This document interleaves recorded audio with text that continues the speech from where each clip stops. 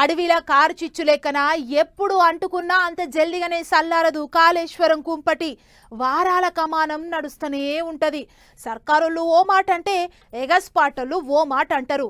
పాత లెక్కలు కొత్త లెక్కలు కూలిన తంబాల ముచ్చట్లు చేసిన అప్పుల ముచ్చట్లు అన్నీ ముంగటేసుకొని రెండు దిక్కొళ్ళు పొట్టు పొట్టు ఎత్తిపోసుకుంటుండ్రు. ఈగో ఈసారి కూడా గట్లనే నడుస్తాంది లడాయి. మైకుల ముంగటికొచ్చి పోటా పోటీల మీద ముచ్చట్లు చెప్తుండ్రు లీడర్లు.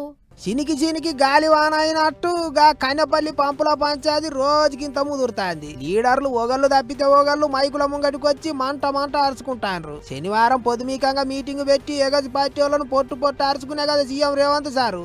ఇగో దానికి గులాబీ లీడర్లు బగ్గుమంటాండ్రు. అయితే ఒక్కసారి తొలుత సీఎం సార్ ఏమన్నాడు, దానికి కారు పార్టీ వాళ్ళు ఏమంటారు అనేది చూసుకుంటే రాష్ట్ర ప్రభుత్వం ముందలు ఉన్నది రెండు కమిటీలు, ఒకటి ఎన్డీఎస్ఏ కమిటీ, రెండు కిలాడి కమిటీ. ఈ రాష్ట్ర ప్రభుత్వం ఎన్డీఎస్ఏ కమిటీ సూచనల్ని తూచా తప్పకుండా పాటించాలని నిర్ణయం తీసుకున్నది. దీంట్లో రెండో వాదనకి తావు లేదు.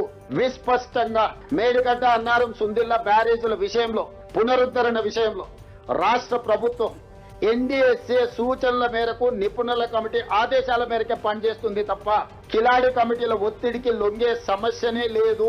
ఎవ్వెళ్ళెంత మొత్తుకున్నా పంపులు చాలు చేసేదే లేదు. సెంటర్ వాళ్ళ కమిటీ ఉన్నది, గా కమిటీ చెప్పినట్టే వింటాం అన్నాడు సీఎం సారు.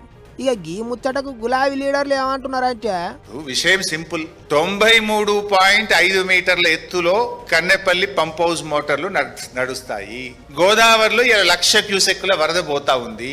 1,00,000 క్యూసెక్కుల వరద పోయినప్పుడు దాని లెవెల్ 97 మీటర్లు ఉంటాయి. అంటే గేట్లు తెరిచున్న 97 మీటర్ల ఎత్తులో గోదావరి నది ప్రవహిస్తా ఉంది. నీకు కావాల్సింది 93.5 మీటర్లు మాత్రమే.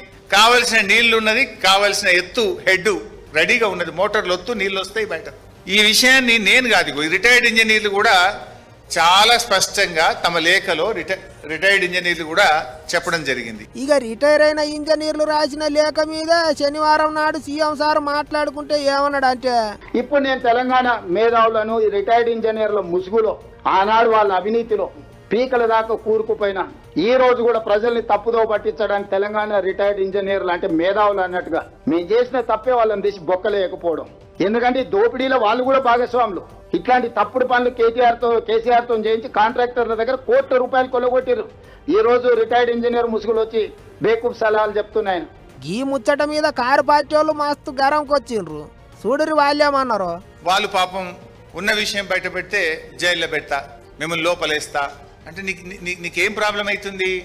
ఇలా రిటైర్డ్ ఇంజనీర్లు చెప్పినట్టు మోటార్లు ఆన్ చేసిన, తెలంగాణ ఇరిగేషన్ ఇంజనీర్లు డిపార్ట్మెంట్ పనిచేస్తున్న ఇంజనీర్లు చెప్పినట్టు మోటార్లు ఆన్ చేసిన, ఇంతకాలం కాంగ్రెస్ పార్టీ చేసినటువంటి దుష్ప్రచారం అంతా ఉత్తదే అని తేలిపోతామని ప్రజల ముందు మేము ఇంతకాలం చల్లిన బురద చేసిన దుష్ప్రచారము తెలిసిపోతుంది అనేటువంటి దాంతోని ఈగోలకు పోయి జిద్దుకు పోయి మీరు ఇలా నీళ్ళు ఇవ్వకుండా అడ్డుపడతా ఉన్నారు. గిట్లా లీడర్ల నడమ మాటకు మాట అన్నట్టు నడుస్తుంది కన్నెపల్లి పంపుల పంచాది. ఎగసి పార్టీ వాళ్ళు ఏమో చాలు చేయమని, సర్కారు వాళ్ళు ఏమో చాలు చేస్తే అంత ఆగమవుతుందని, కారు పార్టీ వాళ్ళు ఏమో రిటైర్డ్ ఇంజనీర్లు చెప్తుండ్రని, చెయ్యి పార్టీ వాళ్ళు ఏమో మేము సెంటర్ వాళ్ళ కమిటీ చెప్తేనే వింటామని, ఇట్లా ఎటూ దేవకుండా నడుస్తుంది కిరికిరి. అటు మహారాష్ట్రకేంచి గోదాట్లోకి వస్తున్న గంగమ్మ అడ్డు అదుపు లేకుండా కట్ట దాటిపోతూనే ఉన్నది. అందుకే అన్నదాతలకి ఏం సాగు అయితలేదు. ఇప్పుడు ఈ ఏడు వ్యవసాయం ఏమవుతుందో ఏం కథనో అని చేన్లు చెలకల పొంటి కూకొని నెత్తికి చేసుకొని ఆలోచనలో పడ్డారు. సరే కాళేశ్వరం కాకపోతే ఏలేశ్వరం, ఏరే దిక్కుకేంచన్న నీళ్ళు ఇచ్చే ఆలోచనలు చేయాలి సర్కారు వాళ్ళని అడగబట్టిండ్రు ఇంతమంది. ఏం చేస్తారో ఏమో మరిగా.